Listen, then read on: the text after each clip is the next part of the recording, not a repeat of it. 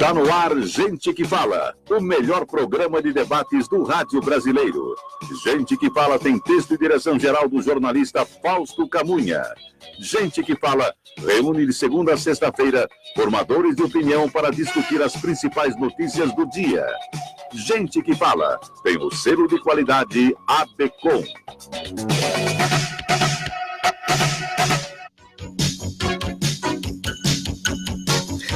Olá, ouvintes, internautas, boa tarde, sejam bem-vindos ao programa Gente que Fala. Eu sou o Mauro Friesman, nós estamos na rádio Trianon AM 740 de São Paulo e também pela rádio Universal AM 810 de Santos.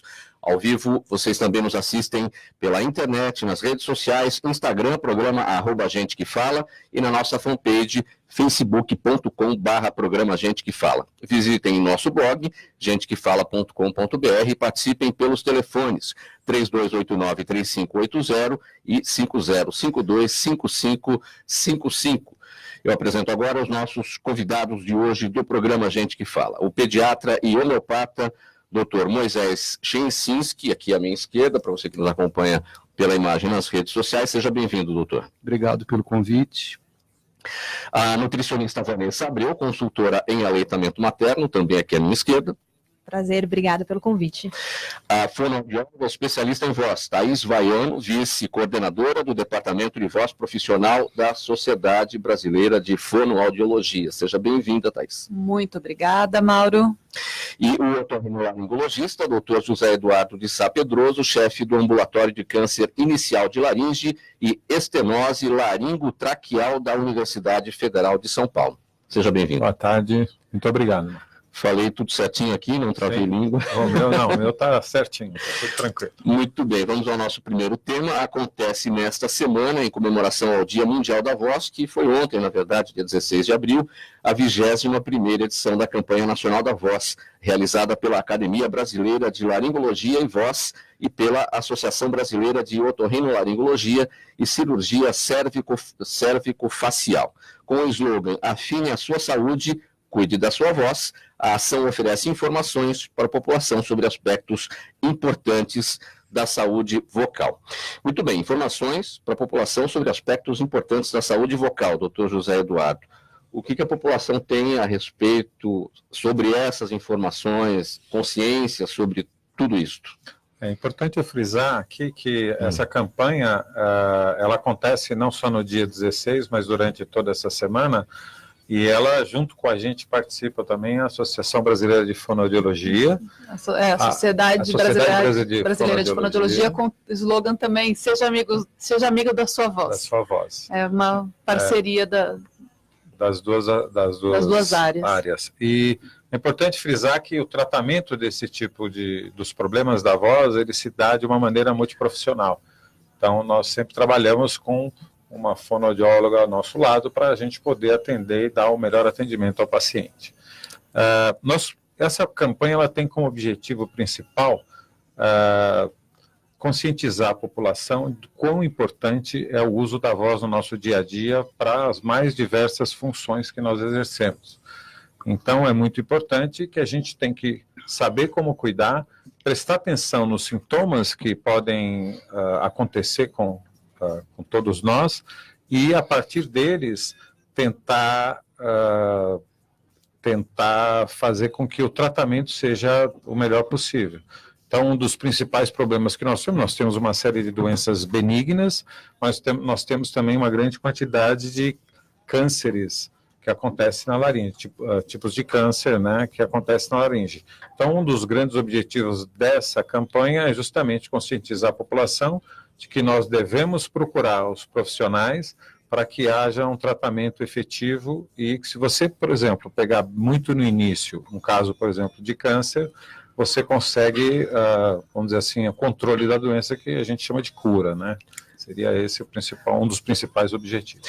Thaís, essa campanha ou essas ações que acontecem por conta do Dia Mundial da Voz, isso tudo é mais voltado para os profissionais que lidam com a voz, ou é para todo mundo? afinal todo mundo fala e todo mundo... Todo mundo tem uma voz, né? Então, é para todo mundo, é para sensibilizar a sociedade em geral a respeito dos cuidados que devem ser tomados em relação à voz e principalmente a atenção que deve se ter à voz. A voz geralmente é uma coisa virtual, né? A gente não sabe de onde vem, não sabe o que acontece aqui dentro para a produção de voz, da voz, e a maior parte das pessoas só se dá conta de que, nossa, tem alguma coisa aqui na minha voz quando começa a perder ou quando tem algum problema. Então, essa conscientização é realmente para que as pessoas consigam ter mais, um conhecimento maior a respeito da saúde vocal e de como é importante estar atento aos sinais que a voz dá para a gente.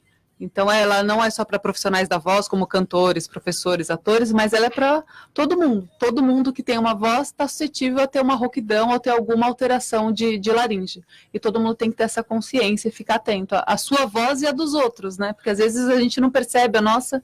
Alguém fala, nossa, a sua voz está diferente. E aí a gente consegue ter essa percepção e buscar ajuda. Qual é o primeiro sinal de que a voz está diferente e que pode ser um alerta?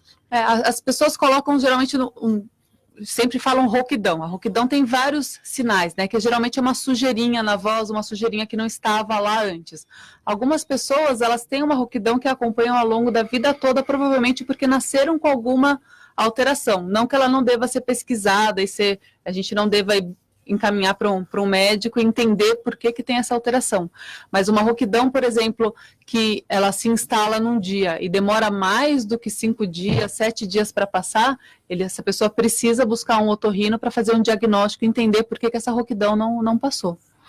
Vanessa, como é que você entra nessa discussão? Como é que a questão da voz e essa área da nutrição se encontram? Olha, boa pergunta. Olha, alimentação, por exemplo, o refluxo é uma coisa que muita gente tem e é uma das causas de disfonia, de rouquidão. Então, e está totalmente voltado para a alimentação. Às vezes as pessoas buscam o otorrino, buscam a fono e falam assim, eu tô rouca e o meu diagnóstico é refluxo. Falo, bom, você precisa tratar com gastro, mas precisa fazer um tratamento nutricional também, porque a gente tem que mudar os hábitos, né? E aí entra a nutrição com tudo nisso, além dos alimentos que fazem bem, os alimentos que não ajudam muito a voz, né? A voz. Não sabia realmente, porque não é da minha área essa parte de vocal, né? Então, não sabia realmente. Entra essa parte da saúde total, né? Porque vai entrar desde da parte de alimentação, o descanso, o sono, e uma série de coisas desse tipo, quer dizer, se a gente aborda o paciente como um total. Muitas dessas coisas refletem na voz. Então, a voz é um parâmetro muito importante para nós. Inclusive, assim, todo mundo tem uma faringite, uma laringite, e fica rouco ou pode até perder a voz durante um determinado período. Se ela durar mais do que entre aspas, o normal, 7 a 10 dias, aí a gente aconselha que procure-se, né, ou pessoas que fumam ou que bebem e tal, então elas também, e aí entra de novo a nutrição. Então a pessoa que bebe muito tal, também entra com essa parte aí que também pode aumentar a possibilidade da pessoa ter, por exemplo, um câncer de laringe. Doutor, e no caso da pediatria, a gente pode já fazer uma relação já nos primeiros momentos da criança? Sem dúvida, né? A gente sempre, logo de cara, uma das grandes expectativas que se tem é que a criança chore. Então, aquela criança, né? Que já é a manifestação da voz e da intenção e das necessidades dessas crianças. A gente precisa aprender a escutar. Para aprender a escutar, a gente tem que falar e aprender a ouvir, e isso com a criança é fundamental. Uma criança que não tem, por exemplo, uma característica de audição adequada, ela vai provavelmente falar mal, vai demorar para falar, vai ter problemas de troca de letras por um tempo maior do que o esperado, porque ela vai falar alto, porque ela aprende, por exemplo. E isso nós estamos falando de voz, né? Mas na criança tudo está relacionado, assim como nós estamos ouvindo a respeito da otorrino, que a abordagem é multiprofissional, na pediatria, raramente, eu não vou nem falar raramente, a gente nunca faz nada sozinho. Sempre a gente conta com uma equipe de profissionais. Então, fono faz parte da vida do pediatra, nutricionista faz parte da vida do pediatra, psicólogos, odontopediatras, enfim, vários especialistas focados na saúde da criança. E a saúde da criança ela é um todo. Não é todas as vezes. Por exemplo, nós estamos ouvindo agora a Thaís falar a respeito do refluxo. Quer dizer, às vezes a manifestação do refluxo é uma rouquidão, e o diagnóstico não vai ser feito por algum sintoma necessariamente gástrico, porque essa criança às vezes tem 1 ano e meio, ela não vai referir que ela está com azia, mas ela fica rouca. Ela tem mais quadros respiratórios, ela tem tosse, piora o quadro quando ela dorme, ela se alimenta à noite e deitado o refluxo aumenta e piora esses quadros de voz. Então, não dá para analisar nada por partes. Nós somos um todo, e como esse todo, a gente precisa saber e conhecer. E uma parte importante é entender que a voz de criança rouca não é bonitinha, não é normal, né? Os pais tendem a negligenciar essa questão de criança rouca. Ah, meu filho é porque ele brinca muito, é porque ele imita muitas vozes. E algumas alterações de laringe, uma das mais comuns que a gente ouve falar, chama calo na corda vocal, que a gente chama o nome mais científico é nódulo. Ele se desenvolve nessa primeira infância com uma criança que tem um abuso vocal muito grande, que grita demais, e ela pode durar ali durante toda a adolescência dela e acompanhar até a vida adulta. É um comportamento vocal inadequado. Então, é importante deixar esse alerta para os pais de que criança rouca não é normal. Uma criança que fica sempre rouca não é normal. Tem que buscar um acompanhamento com otorrino e feito o diagnóstico. Se tiver alguma questão que mereça ser tratada com terapia, encaminhar para um fonoaudiólogo. Muito bem. Bom, o pediatra Moisés Chensinski e a nutricionista Vanessa Abreu acabam de lançar o livro É Mamífero que Fala, né? Esse livro aqui que está comigo, para você que nos acompanha aqui pelas redes sociais.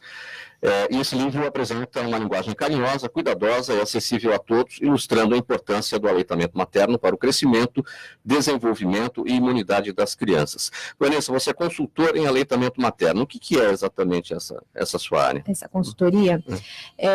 Bom, eu gosto sempre de fazer uma consultoria com as mães antes do parto, porque eu falo que atualmente há uma discussão muito grande em relação a parto, né?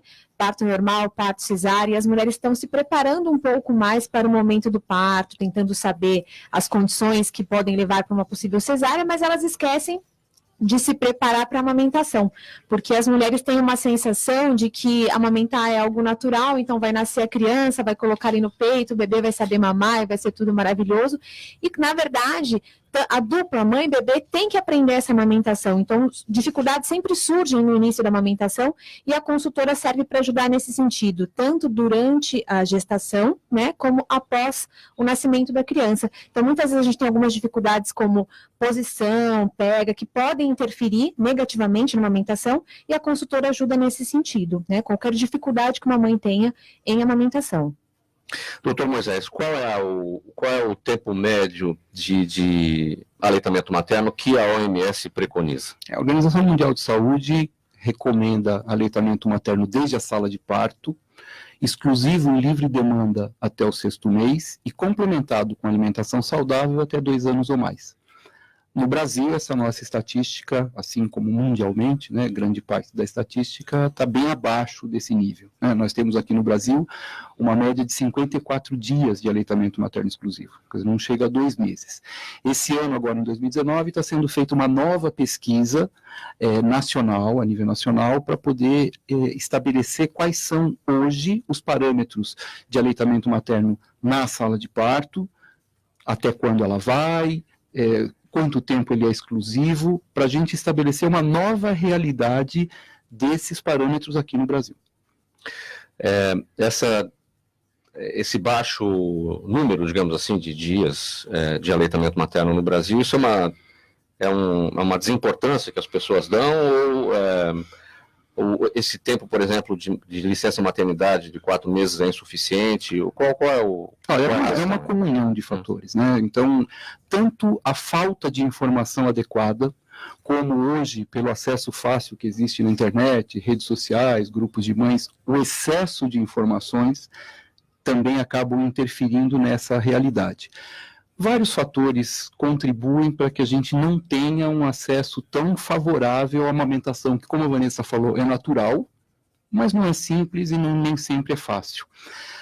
Força da indústria, que impõe as publicidades em relação às fórmulas infantis, que são substitutos teóricos do leite materno, a questão de licença maternidade, uma falta de uma rede de apoio, gente que possa colaborar com essa mãe naquele momento que ela precisa se dedicar a amamentar seu filho. Então ela precisa estar bem para poder amamentar. Para isso, alguém precisa ajudá-la a fazer as outras coisas. Vanessa, esse livro que você escreveu aqui com o Dr. Moisés, por que esse título? É mamífero, né? E que dicas vocês colocaram aqui?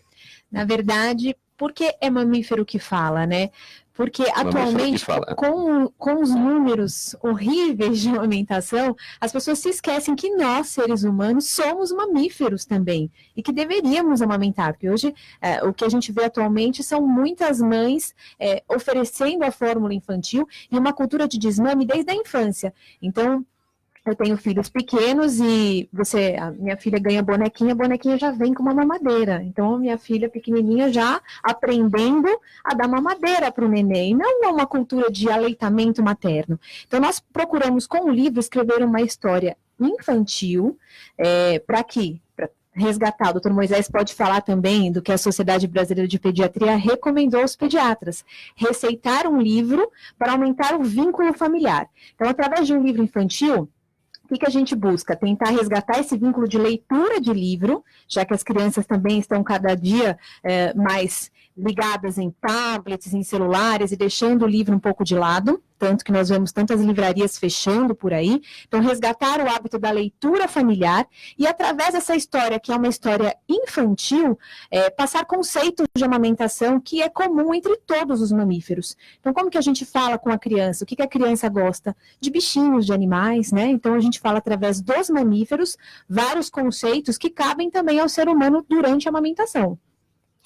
Aquela questão de pudor, de aleitamento em público, como é que não deveria vocês ter, lidam? né? Porque hoje em dia, no carnaval, ainda mais Brasil, as mulheres desfilam e sambam com os seios de fora, e qual o problema da mãe oferecer, né, o leite para o seu filho que está com fome, que deveria ter só o leite materno até os 6 meses de vida? Por que existe esse pudor? A gente tem algumas características importantes nessa questão, né? Existe hoje uma lei aqui na cidade, no estado, e ainda está para ser aprovada essa lei no país, que pune e culpabiliza as pessoas que constrangerem uma mãe que está amamentando em público. Isso precisou de uma lei para que algo que fosse natural continuasse sendo natural. É uma questão cultural, é uma questão social, e infelizmente esse hábito de o seio aparecer no carnaval é uma coisa natural. E a amamentação, não. Que é mais natural do que o nosso carnaval, é mais anterior, é muito mais antigo do que o carnaval, esse hábito, isso não é mais encarado de uma forma natural. Sempre é visto de um ponto de vista sexual, sensual, e que naquele momento realmente está anos-luz do foco daquela situação. Tem funcionado essa lei? Como lei, a gente tem divulgado bastante. Né? O preconceito existe ainda, talvez ele esteja sendo um pouquinho mais contido, até porque com a informação da lei e com a normalização dessa situação, o que a gente vê são cada vez mais mulheres se empoderando, tomando para si a responsabilidade do cuidado daquele momento com a criança, e se o bebê quer mamar quando a mãe está na fila do banco, ela não pode, realmente, ele não pode esperar, e nós estamos falando de um bebê de qualquer idade, ele não vai esperar ela sair do banco e achar um local, que normalmente o local reservado para essas mães era o banheiro, são salas fechadas. Hoje existem, nos shoppings, por exemplo, você tem a sala da família, onde a mãe pode, se quiser, ir até lá. Ela tem o direito de amamentar o seu filho a qualquer momento, na hora que ele quiser. Vanessa, o livro é distribuído, é vendido? Ele foi escrito pela editora Paulinas, está sendo comercializado em todas as livrarias paulinas, em todo o Brasil, e através do site da editora também, na loja virtual. Muito bem. O sintoma que mais sugere a presença do câncer de laringe, que afeta principalmente homens acima de 40 anos, é a rouquidão. Segundo o Instituto Nacional do Câncer, a doença representa 25% dos tumores malignos que acometem a região da cabeça e pescoço e 2% de todas as doenças malignas. Doutor José Eduardo, o câncer de cabeça e pescoço dói, é uma coisa que é possível já suspeitar com alguma antecedência e pegar isso no começo? Então, na verdade, um dos cânceres que a gente tem mais facilidade no diagnóstico é justamente o câncer de laringe, porque a região que é afetada por ele contém as pregas vocais. E para você ter uma voz boa, você precisa ter uma boa vibração e assim por diante. A primeira coisa que acontece quando aparece algum tipo de lesão na prega vocal é uma alteração da voz. Ou seja, isso é até bom, porque o sinal de alarme ele é muito precoce.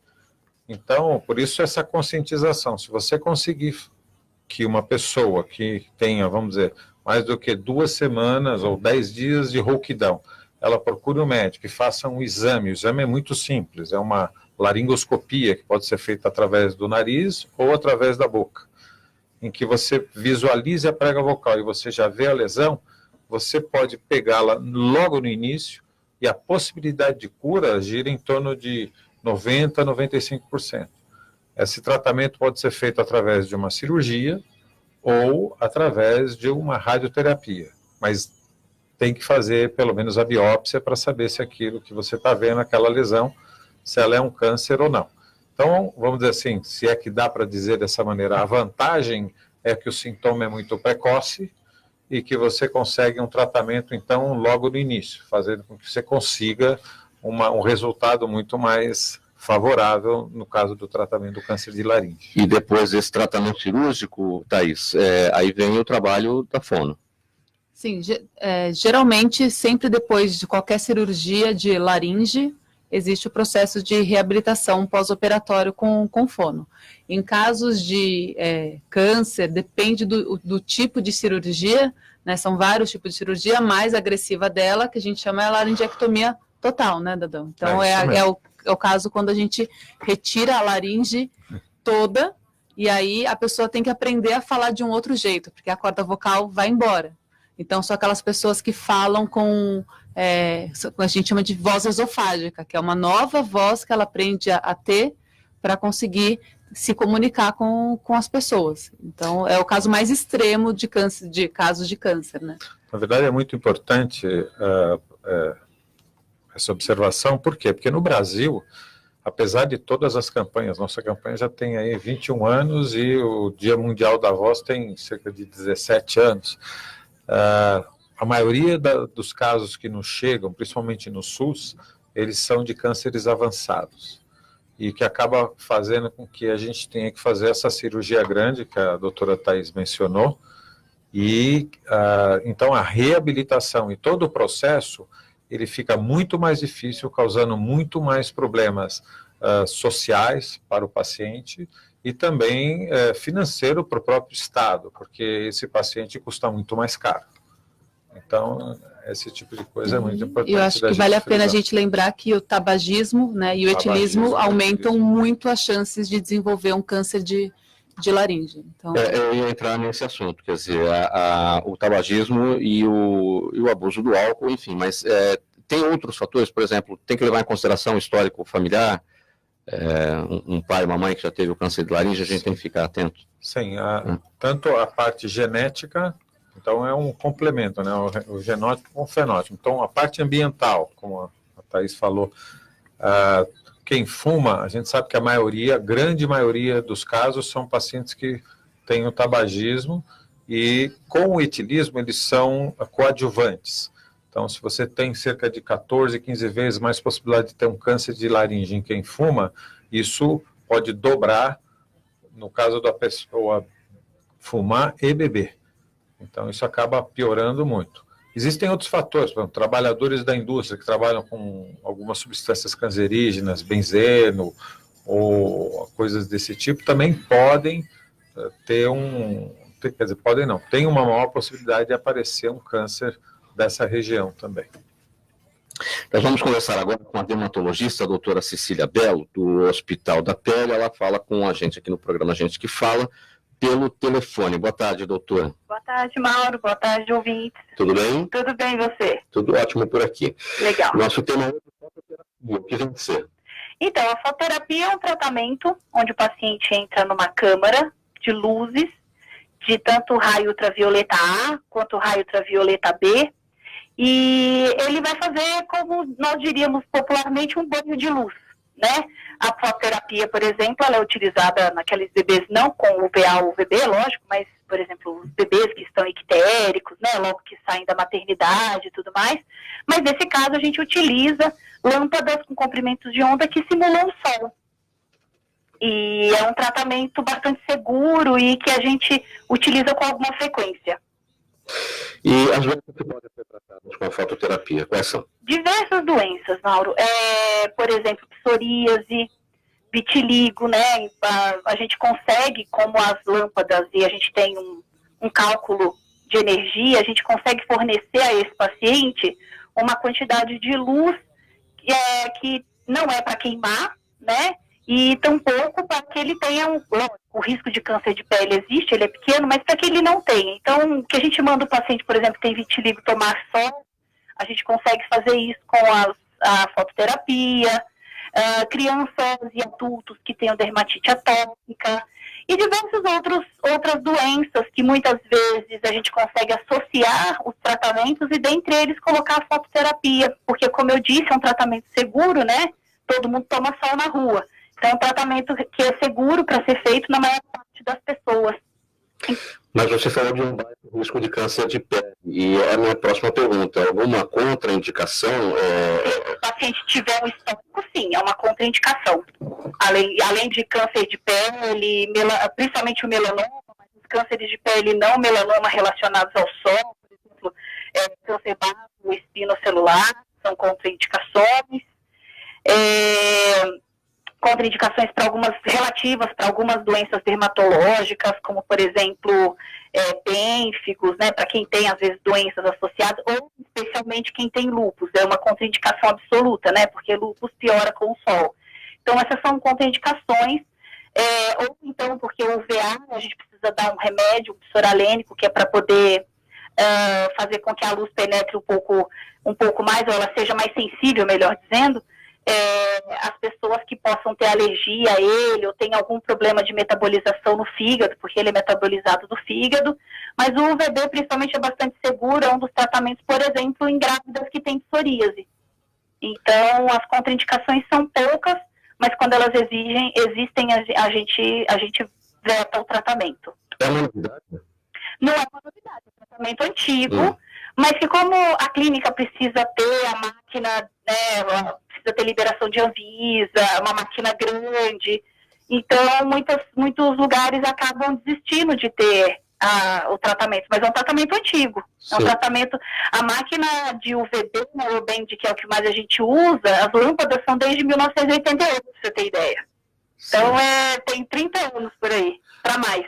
Apesar de todo esse tempo, certamente uma possibilidade, né, de uso na saúde pública. As pessoas na saúde pública não têm acesso. Tem vários hospitais, a Unifesp, a Paulista tem, o HC tem, mas precisa ter uma troca periódica das lâmpadas, né, porque a potência delas vão se perdendo.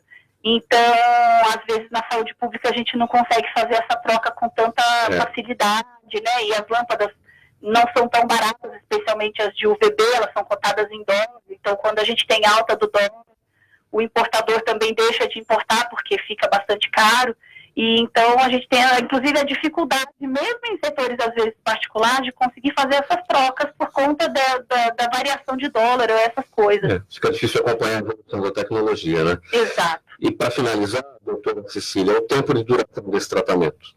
Depende, varia muito. Tem doenças mais inflamatórias, como a psoríase e a ADA, a gente consegue ver uma resposta aí com 20 sessões, mais ou menos. A gente sempre indica 20 sessões, né, para ver uma resposta. Mas o vitiligo exige muitas sessões, porque é uma doença que a gente precisa fazer com que o melanócito acorde. Então, ela é mais demorada. Então, a gente tem pacientes com várias sessões para vitiligo. Mas para psoríase e para DA, muitas vezes a gente consegue com menos quantidade de sessões. Muito bem, doutora Mirabella, do Hospital da Pele, dermatologista, obrigado pela participação no programa Gente que Fala de hoje. Eu que agradeço, um abraço. Um abraço. Tchau. Para a gente finalizar aqui, Thaís, a gente falava do câncer de laringe, essa mania que muita gente tem, a gente mora em São Paulo, uma cidade extremamente poluída, muitas pessoas alérgicas, e o bichinho isso é ruim, a gente não deve fazer, ninguém deve fazer. Ele é ruim quando ele vira um hábito, tudo em excesso é ruim. Então, quando a gente realmente sente que tem alguma coisa na garganta, não é um grande problema se a gente faz isso uma vez ou outra, mas na maior parte dos casos isso vira um hábito. E esse hábito faz com que uma corda vocal entre em atrito com a outra com muita força. Isso no longo prazo pode trazer algum tipo de lesão, algum tipo de desequilíbrio da musculatura e da mucosa que envolve a fonação. Se isso está acontecendo com muita frequência, a gente tem que entender a causa disso, que geralmente é a desidratação, é a falta de água, a falta de hidratação adequada ou, por exemplo, o refluxo que a gente falou aqui no começo. Então, entendendo a causa, a gente consegue tratar isso e fazer com que esse hábito não perdure por muito tempo, para que ele não vire uma possível lesão ou uma causa de alguma alteração de voz. Mais conhecida pelos cuidados da voz, a fonoaudiologia atua com diversos aspectos do desenvolvimento por toda a vida das pessoas. Na infância, por exemplo, atua no desenvolvimento da fala. Na adolescência, na mudança vocal. E na vida adulta, como ajuda nas atividades profissionais. E até na velhice, na prevenção de problemas de audição e de doenças como Parkinson, entre outras. A gente já entrou um pouquinho nesse tema, né, Thaís? O que a gente costuma dizer que a fonoaudiologia está desde do choro até o último suspiro. Né? Então, a gente está... A voz está em tudo isso e a comunicação está em tudo isso, né? O choro, como a gente comentou ali no começo, desde o som do choro já pode dizer para a gente que tem alguma alteração ali respiratória, alguma até alteração de laringe, que depois vai ser diagnosticada por um otorrino. Mas a fonoaudiologia, ela tem algumas grandes áreas. A primeira delas que acompanha as crianças, que é a de linguagem, né? A fonoaudiologia é conhecida principalmente por isso, né, pelas crianças que falam errado ou que demoram para falar. Essa é uma das grandes áreas. A gente também tem a questão da voz, né, que nós comentamos hoje, tem essa parte da audição, né, de pessoas que têm deficiência auditiva, isso não só na velhice, mas tem algumas crianças com deficiência auditiva, e o fonoaudiólogo entra nisso também para colocar a prótese auditiva, habilitar essa criança para que ela desenvolva a linguagem e que ela consiga ser inserida na escola, nesse contexto. E tem a parte de motricidade, que linka muito com a questão de vocês da nutrição, né? Uma criança que não... chamar atenção também, tem mais uma, né? Tem a parte de deglutição. Sim, a parte da disfagia que a gente até comentou antes do programa entrar no ar. Uma criança que não se amamenta direito, ela não desenvolve a musculatura orofacial de forma adequada e ela pode ter algum atraso de linguagem ou fazer algumas trocas, ter alguma dificuldade no desenvolvimento da linguagem. E até dificuldade de alimentação, sim, né? Eu já atendi criança com dificuldade de mastigar alimentos mais sólidos e uma criança que não foi amamentada. Então, esse baixo estímulo, né? Sim, desde vai bebê, interferir em tudo, interferindo na respiração depois, mais para frente, aquela criança com a bochecha caída, com os olhos caídos, que a gente fala de respirador bucal, respirador oral, que é aquela criança que não vai dormir bem, porque não respira bem, vai ter dificuldade na escola porque não consegue ter um bom desempenho. Então tá tudo linkado. E essa área que o professor falou aqui da disfagia, que são as pessoas que não engolem direito, né? Que tem alguma dificuldade para engolir e podem desenvolver aspirações. E aí já mais na velhice, né, doutor? Com as doenças na verdade, neurodegenerativas. Qualquer doença mais grave, eu esqueci até de mencionar isso.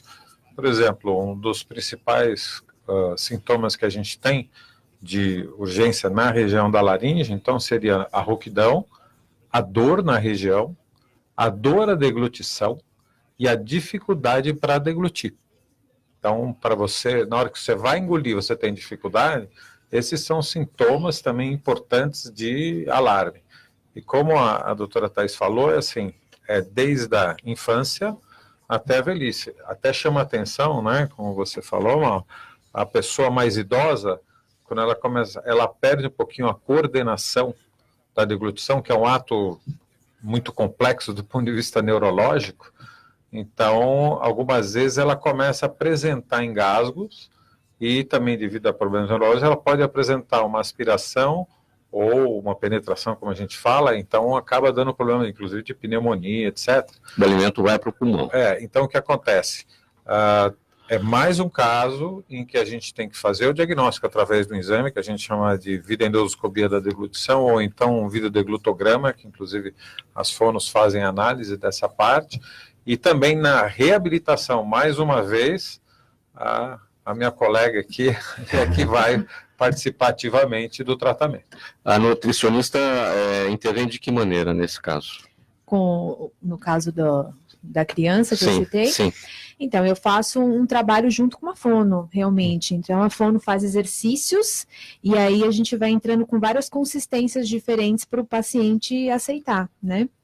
Mas ele tem essa dificuldade e eu vejo que a amamentação poderia ter sido um fator, poderia ter ajudado, preventivo, né? Um fator preventivo, que é uma coisa que a gente não comenta. A gente fala muito da amamentação e as pessoas não param para pensar como isso é importante também na musculatura, no desenvolvimento da musculatura. E associado a isso, as mães estão amamentando menos atualmente e usando outros bicos que também atrapalham, né? Como a chupeta. É tão comum uma criança não amamentar por um tempo prolongado e utilizando a chupeta para atrapalhar também aí, né? A sucção ela é importante não só para a musculatura, mas para o desenvolvimento ósseo também, né? Mandíbula, para a dentição. Então, esse primeiro contato da criança com o alimento vai determinar muito da musculatura orofacial e também da estrutura óssea dessa estrutura do crânio.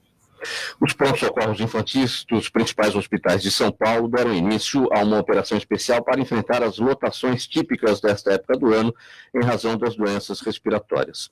As medidas vão da ampliação de equipes à distribuição de máscaras. Os médicos alertam que é necessária a colaboração da população para que se evite a procura de um serviço de emergência sem que haja, de fato, uma situação de necessidade. Nesse caso aí, doutor Moisés, muita gente que entra no pronto-socorro, entra no hospital e acaba saindo com outro problema porque foi sem ter necessidade, né? A gente tem mesmo essa ideia, existe mesmo essa tendência do pronto-socorro. É uma cultura que existe, até por conta da dificuldade de acesso da população aos seus profissionais de cuidado, mesmo no SUS, para se marcar uma consulta de rotina. Nós estamos chegando na época de gripe e isso vale desde a pediatria, mas vale sempre, isso foi falado aqui várias vezes, né? Prevenir continua sendo melhor do que remediar. Sim. E existe agora, desde o dia 10 de abril, a campanha de vacinação de gripe, onde são vacinados preferencialmente grupos considerados grupos de risco, que são as gestantes, as puérperas até 45 dias, bebês de 6 meses a 6 anos, principalmente nessa fase inicial. Mas terceira idade, pessoas privadas de liberdade, os professores, pessoas com doenças crônicas, os profissionais de saúde, são pessoas que devem ser vacinadas porque são potencialmente transmissores desse quadro. Se a gente vacina mais, e a vacina de gripe tem uma característica de ser anual, porque ela muda o vírus, muda-se necessariamente. A desse ano em especial tem 2 subtipos de vírus que mudaram na vacina. No SUS, na rede pública, ela é a trivalente, contra o H1N1 e o H3N2 de um tipo de influenza B, e no particular, ela é quadrivalente, ela acrescenta um tipo de vacina contra a influenza B. Como os médicos estão lidando com essa questão agora, desses movimentos anti-vacinação? É um problema, não é só um problema aqui, é um problema mundial. Nós tivemos, por exemplo, o caso de ano passado na Disney, uma epidemia de sarampo, porque a região foi mobilizada anti-vacinação. Sarampo, que era uma doença extinta no Brasil há 10 anos, nós tínhamos o certificado da OPAS de país livre de sarampo, nós acabamos de perder esse certificado no dia 23 de fevereiro por conta de mais um quadro que apareceu, tivemos uma epidemia no ano passado, e isso todo decorrente da falta de vacinação. Paralisia infantil é importante, por isso a gente continua na questão da vacinação. A vacina de gripe é fundamental, as pessoas têm a ideia, porque a gente fala assim, né, o que você tem hoje? Não sei, eu estou meio gripado. Não, você não está gripado, você está resfriado. São doenças diferentes, são vírus diferentes. Os vírus influenza na gripe, rinovírus no... São alguns, né? Tem vários do rinovírus, tem outros vírus, mas na gripe é o influenza. E gripe mata por problema respiratório. Então, se o vírus atinge uma pessoa que imunologicamente pode estar naquele momento inadequada, essa pessoa pode morrer e morre por quadros respiratórios, um quadro chamado de síndrome respiratória grave aguda grave, que é o SRAGs, né? Enfim. E o índice de morte... Daí a importância da vacinação. Sempre. E a vacinação ela é dada para esses grupos que eu citei, num primeiro momento, gratuitamente pelo SUS. Mas todos nós devemos nos vacinar. Além disso, existe a questão do cuidado, a higiene, se eu vou espirrar, cuidado quando vai espirrar, não espirra no nariz do outro, muito cuidado com a aglomeração, o risco da epidemia existe. Ano passado nós tivemos um problema muito sério, porque essa vacinação ela é programada para abril, maio. E ano passado o pessoal viajou, pegou o quadro e se infectou com gripe nos Estados Unidos, Disney, essas coisas, e voltaram para o Brasil, e quando foi fevereiro a gente teve epidemia. E a vacina estava programada para maio. Houve uma correria do Instituto Oswaldo Cruz, da Fiocruz, para poder produzir, do Butantan, enfim, para poder produzir vacina para proteger essa população que já estava exposta antes do prazo. Quero aproveitar que o senhor já entrou aqui na questão das vacinas, encaixar uma pergunta do Jaime do Jardim Bonfilholi. Ele quer saber quais são as efetivas diferenças entre as vacinas Sabin e Salk, e se as duas são 100% eficientes. A Sabin é a gotinha, a Salk é injetável. Uma é oral com vírus vivo, outra é injetável com vírus morto, menos reações, enfim. As duas são eficazes. Atualmente, a vacinação Salk ela é feita de rotina e a gotinha é feita nas campanhas, para complementar. Mas quem tomou uma precisa tomar outra? Não, se tomou uma não precisa tomar outra. A questão é que existe um calendário oficial de vacinação, onde essa vacina é dada com 2, 4, 6 meses, com um reforço com 15 meses e um outro aos 4 anos. E a partir daí, só se houver essa necessidade por questão das campanhas. As campanhas são feitas com a Sabin. Thaís, a Marina de São Bernardo do Campo te pergunta em que medida a ingestão diária de mel pode ser benéfica para vós. O mel entra um pouco nos mitos em relação à voz.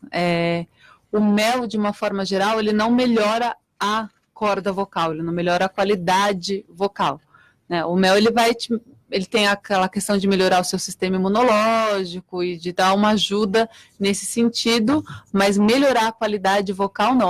A única coisa que realmente é boa para a voz é água. A água é o que melhora a qualidade vocal. Entra o gengibre também é um mito, própolis é um mito, então todas essas coisas não fazem bem para a voz. Elas lubrificam um pouco a garganta, nesse sentido melhora a forma como você fala de algum jeito, mas a voz propriamente dita é sono, água e exercício, nada além disso. Então, aquele sprayzinho que eu carrego na minha bolsa de mel, com própolis, com romã, com gengibre. E principalmente o spray de própolis, ele é quase um placebo, né? Porque ele tem, se você olhar a composição, ele tem álcool, ele anestesia a sua garganta, ele não melhora a sua voz, ele anestesia, você deixa de sentir dor e desconforto. Mas assim que passa o efeito, você está ali de novo com a mesma dor e com o mesmo desconforto. Então, é o álcool que melhora tem esse efeito de que a voz melhorou, mas, sinceramente, não melhorou. Só para corrigir uma da informação que eu fiz agora há pouco, para não ficar risco, né? A Sabin é feita com um vírus vivo enfraquecido, tá? Atenuado. Não é o vírus da doença, porque senão fica aquela ideia de que eu estou tomando o vírus. Não, é o vírus enfraquecido. Então, ela não provoca a doença. Para o doutor José Eduardo, a Flávia do Jardim América, quando é importante se submeter a uma cirurgia de desvio do septo? Bom, o desvio do septo 60%, 70% das pessoas têm algum grau de desvio no septo. Então, ninguém tem um septo retinho ali, igual uma régua. Deve ter alguém que tem.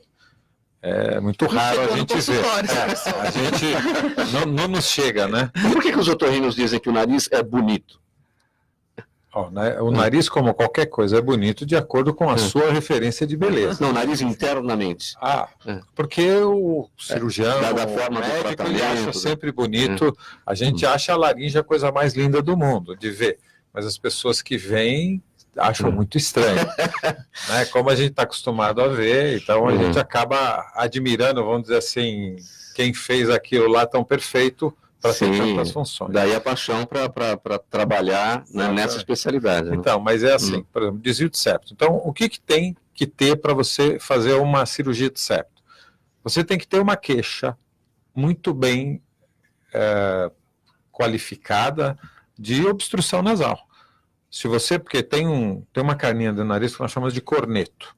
Ela também pode causar uma obstrução junto com o desvio. Então, você tem que ver se é só o corneto que está aumentado, se o desvio está influindo também. Isso é uma avaliação, é o mesmo exame que a gente faz para ver lá a laringe, você pode ver o nariz também no caminho. Você vê, você passa pela fossa nasal e você vê se o corneto está muito grande. Nos casos de rinite, por exemplo, é muito comum as pessoas terem uma hipertrofia do corneto. Você, mais para frente, vai vendo a parede do septo, você passa dos dois lados e vê os dois lados se há um desvio e se ele é grande o bastante para justificar a queixa do paciente, para que você possa fazer uma cirurgia satisfatória. Esse exame é a videolaringoscopia. É a nasofibrolaringoscopia. Então você faz esse exame e, aliás, quando você faz em criança, você vê o desvio, lá no começo vê o corneto e lá atrás você vê se tem ou não tem a adenoide, que também é um fator obstrutivo na criança. Mas no caso dessa pergunta, o mais importante é, você tem a queixa de obstrução nasal? Se tiver e ela te incomodar o bastante, você pode indicar uma cirurgia. É que tem fatores aí diversos, alergias, por exemplo, a rinite alérgica. Então, aí você tem que aumentar tudo isso, né? Você vai tratar a comorbidade. Se você perceber, aí é uma questão também de custo-benefício. Se o tratamento, porque a rinite alérgica, né, a alergia você não cura, você trata. E tem questões ambientais, tem outras questões. Se com isso você vai ter que tomar remédio o resto da vida para fazer o tratamento, então, no caso da obstrução nasal, se tiver um corneto grande, tiver desvio de septo, aí é uma das indicações de cirurgia. Então, o principal, para operar o desvio de septo, tem que ter o desvio primeiro, segundo, tem que ter obstrução nasal, senão você não tem justificativa para fazer. Né? Todo mundo tem algum grau de desvio, senão a gente estava operando todo mundo. Sim. Então... Vânia, são duas perguntas para você. Da Carla de Cotia, ela quer saber sua posição sobre os alimentos transgênicos. E a Vera de Bela Vista, ela quer saber se é verdade que o consumo de maçã pode resolver problemas de pedra na vesícula. Pedra na vesícula, maçã? Não que eu saiba. E nem de voz também. E aquela história que o pessoal fala que uma maçã por dia deixa o médico distante, maçã é bom. Ou seja, mas não é só uma banana. Não, é bom. Nem para Branca de Neve. Né? Não, é saudável. Acho que a gente tem que... Hoje eu falo que nós vivemos num terrorismo nutricional, né? Então a gente pega um alimento e ele é maravilhoso, aí todo mundo só quer comer aquele alimento, em contrapartida você escolhe outro e ele é o vilão do momento, ninguém quer comer mais nada, então um dia o ovo é bom, todo mundo come uma caixa de ovo por dia, outra hora não pode. Então eu não gosto de falar que um alimento é muito bom, né? Senão você fala, o mel é bom, a pessoa come um pote de mel achando que vai ficar uma voz de Bete Sangalo. Minha sogra, né? Ela fala atualmente, acho que há um mês atrás ela veio com uma história e eu achei sensacional. Né? Atualmente, a gente não come mais comida. Nós não comemos arroz, feijão, bife, salada. A gente come proteínas, carboidratos, glicídios, micronutrientes, probióticos, quer dizer, a comida mudou completamente de nome. Se você colocar isso no seu prato com esses nomes, você não sabe o que você está comendo. Mas é um colorido ali. Pronto. Né? Então, a gente está criando esse hábito de da ortorexia, né, que é o hábito de comer tudo correto e tudo perfeito. Então você tem que comer. A gente tentou uma vez fazer um cardápio do dia colocando tudo aquilo que é recomendado usar. Não cabe num dia. É difícil, não? E nutricionista sofre, porque se você vai, tudo é proibido, então se você vai tomar um cafezinho e vai colocar um açúcar, então outro dia eu estava no shopping e pedi um brigadeirinho com café e uma paciente passou, você come brigadeiro? Uma nutricionista comendo brigadeiro? Eu acho que não existe alimento proibido e não existe o alimento ideal, tem que ter um equilíbrio. Qual que é a base da nutrição? Variedade, equilíbrio e moderação. Então, se você tem essas três bases, você tem uma alimentação saudável. Então, a gente falava da maçã, eu brinquei aqui, falei, poxa, até para Branca de Neve não deu certo, né? Deixa ela comer maçã. Mas tem o seguinte, para articulação, a maçã é boa. Sim, para articulação, mas qualquer coisa que seja dura também vai ser bom. Se comer salsão também vai ser ótimo. É a questão de abrir mais a boca. Então não tem... Não precisa ser especificamente a maçã, né? Tem que ter uma variedade também. Agora, porque senão as pessoas acham que vão curar roquidão com maçã. E não vai acontecer. Vanessa, ainda ficou a questão aqui da Carla de Cotia, dos alimentos transgênicos. Olha, eu acho que a gente tinha que priorizar mais aquela fala de desembrulhar menos, né? Então, eu acho que a gente deveria pensar numa alimentação mais saudável possível, tentando resgatar os alimentos de cultivo, mas assim, os transgênicos, qual é o problema que a gente sofre também, né? Os agrotóxicos, os transgênicos, eu acho que fica difícil da gente sair 100% de tudo, senão a gente não consegue ter uma alimentação, né, excluindo todos os alimentos. Eu acho que tem que ter uma variedade, mas sem exagero dos alimentos transgênicos, né? Eu falo de adoçantes também no meu consultório, eu não recomendo o uso de adoçantes. Hoje em dia as pessoas acham que usar adoçante é saudável, né? Então você pega qualquer pessoa, porque antigamente o adoçante foi criado para os diabéticos, né, para controle de glicemia, e hoje uma pessoa qualquer usa adoçante para não aumentar o peso, e acha que aquilo é saudável, e é sintético. Então eu acho que a gente tem que resgatar mais a alimentação saudável, comer aquilo que os nossos bisavós... Mas se o açúcar não é bom, e o adoçante também não? Eu falo para usar o açúcar em pequena quantidade, ou não adoçar, porque é tudo questão de paladar. Então, uma pessoa que usa açúcar, e eu peço para usar adoçante, ela vai fazer careta nas 10 vezes, as primeiras vezes que vai usar o adoçante, vai fazer careta, vai se acostumar e vai passar a usar adoçante. O contrário também, quem usa adoçante, coloca açúcar, nossa, tá doce. Então, é acostumar o paladar. Eu, particularmente, me acostumei a tomar as coisas sem nada, né? Então, eu tomo suco de limão sem nada, suco de maracujá sem nada. Mas se a pessoa não consegue, eu falo para usar o açúcar com moderação, porque é algo mais natural, ou o mel, ou açúcar, e não sintético, como a gente vê, quais são os adoçantes, aspartame.